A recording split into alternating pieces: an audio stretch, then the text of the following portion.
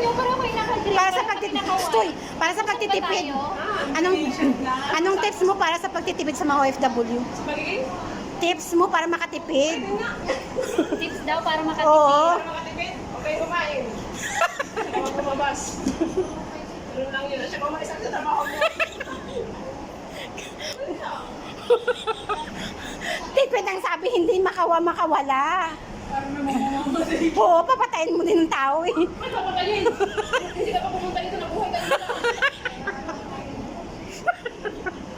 Gawin may kapiran. Papatayin. Kahit umalis ka dito sila mamamatay. Bakit ka mamamatay? Uy, makagutom na lang. Makagutom na yan. Picture niyo ko.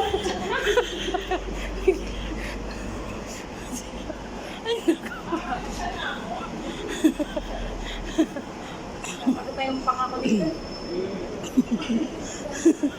Uy, ang dami na.